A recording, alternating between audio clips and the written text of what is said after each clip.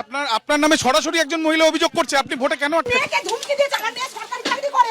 Vote উনি কোন দল করেন? এই তো তৃণমূল। কি বলবেন দাদা? কি বলছে? আপনি আগের বার ঠেট দিয়েছিলেন দাদা? কি হয়েছে দিদি, কি হয়েছে? আগের বার আমাদের ভোট দিতে দেয়নি, ওটাও ভোট ভেতরে গিয়ে বলে আমার সামনে ভোট দাও। এই ভদ্রলোক এই ভদ্রলোক আবার এইবারে থেকে আমার বাড়িতে গিয়ে শেষে এসছে। কবে? এই তো এই 29 তারিখে যে ভোটটা হলো, ছিল না, বাড়ি ছাড়া হয়েছিল, আবার এসছে। এই যে এত করেছে আমাদের বাড়িতে গিয়ে, আমি দাঁড়িয়ে আছি, যে আপনাকে আটকাতো সে এখন ভোট দিতে গেল। চলে গেছে। ও কি ধরনের আমাদের সঙ্গে করেছে আপনি মানে চিন্তা করতে পারবেন না। মানে গত 29 তারিখেও এই তো 29 এই যে গেল, বাড়িতে গিয়ে আছে, এখনো আছে, ভেতরেও অনেকগুলো আছে। ওরাও সব বাড়িতে গিয়ে বলছে ওইখানে ভোট দিতে, মানে 1 নম্বর যেতে মানা করেছে, আর মানা করে বলে যে ইয়ে করবে, আমাদের ফুটবল করবে, মাথা কেটে ফুটবল খেলবে, এই সব মানে উক্তি আমাদের বাড়িতে গিয়ে বলে এসছে। আর আমরা যেহেতু খবর দেখতাম, এবিপি আনন্দে দেখতাম, খবর দেখতে পারতাম না, জানেন, এবিপি আনন্দ দেখতে দিত না? একদম না। দুটো ইয়েতে আসে। কার কথা বলছেন? মানে কোন কোন কোন কার কথা? আপনি দেখান কে আপনাকে ভোটে আটকেছে, মানে কে আপনাকে ভোটে আটকেছে? কে? এই তো এদের পার্টি সব গিয়েছিল, এ তো গিয়েছে, এই ধমকি দিয়েছে আমাকে। এই তো এই ধমকি দিয়েছে। এই ভদ্রলোক আপনি ভোটে আটকে? আপনি তার সাথে কথা বলুন, বাপিদার সাথে কথা বলুন। একে দেখিয়ে দিতে হয়েছে ভোট, একে ভোট দিতে। আপনাকে বলছে আপনি ভোটে আটকেছেন কেন? আরে মুশকিল, আমি কে? আমি বুথ সভাপতি। গুন্ডা এই যে রানা। আপনার নামে সরাসরি একজন মহিলা অভিযোগ করছে, আপনি ভোটে কেন আটকেছেন? মেয়েকে ধমকি দিয়েছে, আমার মেয়ে সরকারি চাকরি করে। ভোট উনি কোন দল করেন? এই তো তৃণমূল। কি বলবেন দাদা? আমি করিনি দাদা, ভুল হচ্ছে। চোর কত টাকা চুরি করে নিয়েছে। 29 তারিখে আপনি ভোট দেওয়ার সময় কি বলেছিলেন? বাড়িতে বাইরে যাবে না, ভোট দিতে হবে না, তোমার মেয়েকে ভালো করে বোঝাও। দাদা, আপনি কি জাহাঙ্গীরের জাহাঙ্গীরবাজি। এখন যারা আছে, পুষ্পা তো বলছিলেন নিজেকে, কিন্তু আপনাকে এই ভদ্রলোকই আটকেছে। এই আমার মেয়েকেও থেট দিয়েছে, আমার মেয়ে যেহেতু ভোট করাতেছে, সরকারি চাকরি করা। কে? ওই ও রানা ওর নাম রানা, পদে আছে তৃণমূলে? ও বুথ সভাপতি সভাপতি ও। তৃণমূলের? হ্যাঁ। দর্শক, আপনার ভিডিও দেখলেন। এবার গতকাল রিপোল হলো, আবার ভোট হলো ফলতায়, এবং মানুষ যে গতকালে আমি ভিডিও দেখেছিলাম আপনাদেরকে, যে ফলতায় শান্তিপূর্ণ আবারও ভোট হলো এবং মানুষ নির্ভয়ে ভোট দিচ্ছেন, প্রকাশ্যে সেই মানুষজন বলেছিলেন। আপনারা সেই ভিডিও আমি গতকাল আপনাদের দেখিয়েছিলাম।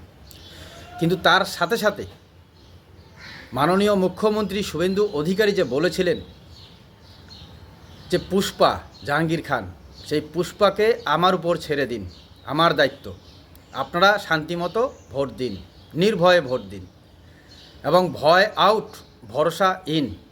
মুখ্যমন্ত্রী ফলতায় যে প্রচারে এসেছিলেন, মুখ্যমন্ত্রী শুভেন্দু অধিকারী তিনি এই কথা বলেছিলেন। তো সাধারণ মানুষ নির্ভয়ে গতকালও ভোট দিলেন, এবং শুধু ভোট দিলেন না, এইভাবে সেই ফলতার দুষ্কৃতীদের, তৃণমূলের যারা দুষ্কৃতী, যারা গুন্ডা, তাদেরকে প্রকাশ্যে ক্যামেরার সামনে আঙ্গুল দেখিয়ে চেঁচিয়ে বলে দিলেন যে হ্যাঁ, এই হচ্ছে গুন্ডা, এই তৃণমূল, এই ধমকি দিয়েছিল আমাকে, আমার মেয়েকে। তো আপনারা দেখলেন, এবং ভয়ে লেজ গুটিয়ে গেছে এই রানাকে দেখিয়ে যখন বলছেন এই ভদ্র মহিলা যে আমাকে ভোট দিতে দেয়নি, এবং ভোটের ওখানে ঢুকে বলেছিল আমার সামনে ভোট দিতে হবে, এবং ওনার মেয়ে সরকারি চাকরি করে বলে ওনার মেয়েকেও থ্রেট দেওয়া হয়েছে।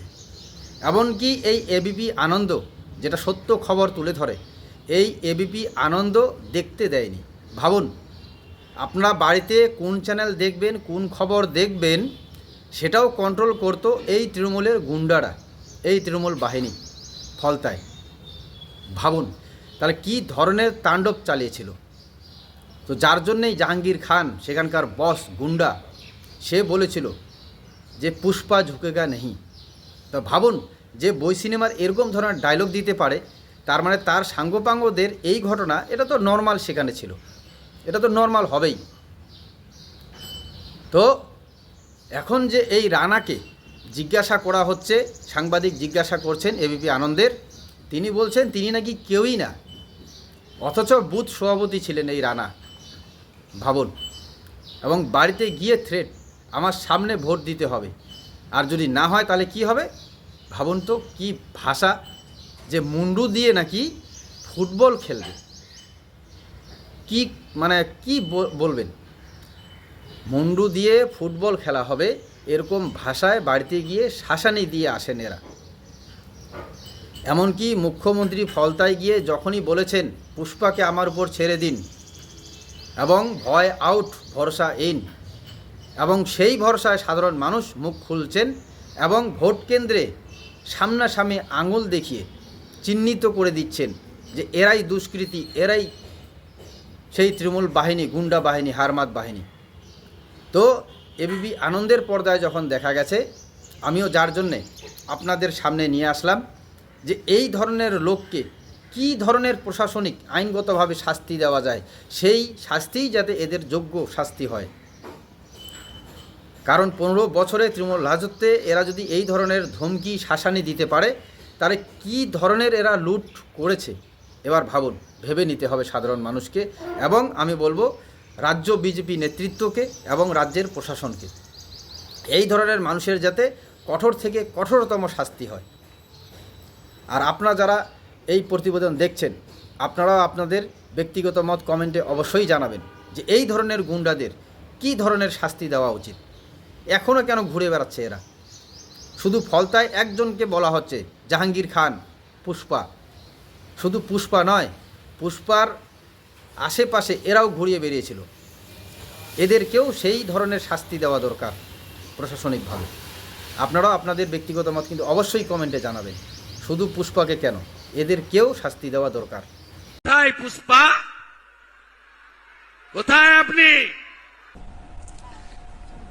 আমি ফলতার ভূমিপুত্র।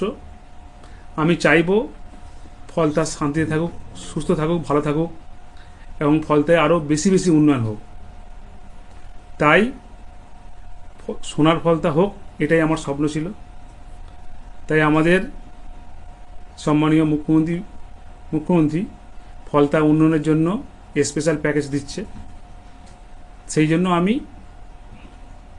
আগামী 21শে মে যে রিপোল আছে, সেই রিপোলের কন্টেস্ট থেকে আমি নিজেকে দূরে সরিয়ে নিলাম।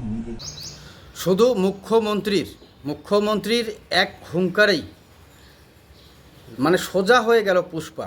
যে পুষ্পা বলেছিল ঝুঁকেগা নেহি, সেই পুষ্পা ঝুঁকে তো গেল, আবার পালিয়েও গেল। এই 21শে মানে গতকালের ভোটের আগে পালিয়েও গেল পুষ্পা। কিন্তু পুষ্পার এই সাঙ্গপাঙ্গ এখনও পালায়নি। এরা ভাবছে তো তাই পুষ্পা না, আমাদের তো আর টার্গেট হয়নি। কিন্তু যেহেতু মুখ্যমন্ত্রী বলেছেন যে ভয় আউট ভরসা ইন, যার জন্যে এই যারা পুষ্পার চামচা ছিলেন, যারা তৃণমূলের দুষ্কৃতী ছিলেন, পদ নিয়ে দাঁড়িয়েছিলেন, বুথ সভাপতি, অঞ্চল সভাপতি, মানে এই ধরনের এই বুথ স্তরের নেতারাই ছিল তৃণমূলের মেন সম্পদ। দাদাগিরি, তোলাবাজি, জোর জুলুম, সাধারণ মানুষকে ভয় দেখানো, কার মাথা দিয়ে ফুটবল খেলতে হবে, কারা টিভি কোন চ্যানেল দেখবেন খবর, সেটা এরা ডিসাইড করবে, ভাবুন। আর এই এখন পুষ্পা এক হুঙ্কারে কি বলছেন যে তিনি ফলতার ভূমিপুত্র, তিনি নাকি ফলতাবাসীর উন্নয়ন চান। যে শুভেন্দু অধিকারী নাম বলে কটাক্ষ করেছিলেন, কি বলছেন, সম্মানীয় মুখ্যমন্ত্রী, এখন সম্মান দিয়ে বলছেন। এখন পুষ্পা কোথায় গেল, পুষ্পাগিরি? তো তিনি সেই ফলতাবাসীর উন্নয়নের জন্য সম্মানীয় মুখ্যমন্ত্রী তিনি প্যাকেজ দিচ্ছেন, স্পেশাল প্যাকেজ, যার জন্য তিনি ভোট থেকে সরে দাঁড়ালেন। এই গতকাল যে 21শে ভোট হয়ে গেল। তো এই হচ্ছে পুষ্পাগিরি। যে বলছো ঝুঁকেগা নেহি, সে ঝুঁকেও গেল, পালিয়ে গেল। তো পুষ্পা তো রেহাই পাবে না। কিন্তু সেখানকার মানুষ শুভেন্দু অধিকারী মহাশয়ের যে কথা সেটা ধরেছেন এবং ভরসা করেছেন। ভয় আউট হয়ে গেছে, ভরসা যে ইন হয়েছে, এই ভিডিও তার প্রমাণ।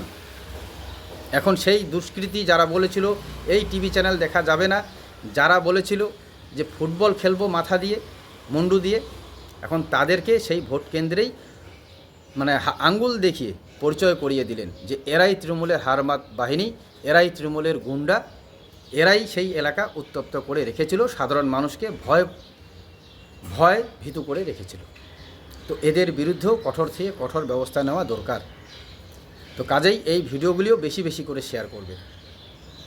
তবে আমি আপনাদের বলে রাখি, সাধারণ মানুষকে সজাগ এবং সচেতন থাকা খুবই দরকার। কারণ সাধারণ মানুষের থেকে গুন্ডা কেউ নেই। যেমন সাধারণ মানুষ বামফ্রন্টকে হাঁটিয়েছিল 2011-তে, ঠিক 2026-এও এই তৃণমূলের গুন্ডা বাহিনী গুন্ডার দলটাকেও হাঁটিয়ে পরিষ্কার করে দিল। তো সাধারণ মানুষের কাছে যে অস্ত্র, যে অধিকার আছে, সেটা হচ্ছে ভোটের অধিকার। এই অধিকার কিন্তু আর কারো কাছে নেই, কোনো দলের কাছে নেই, শুধু সাধারণ মানুষের কাছে এই অস্ত্র, এই অধিকার আছে। তো কাজেই যখনই দেখবেন যে কোনো রাজনৈতিক দল ক্ষমতায় এসে সেই ক্ষমতার অপব্যবহার করছে, সাধারণ মানুষকে একত্রিত হতে হবে এবং সেই অস্ত্র, এই ভোটের অস্ত্র, এই অস্ত্র দিয়েই সেই দলকে উৎখাত করতে হবে। সজাগ থাকবেন। ধন্যবাদ।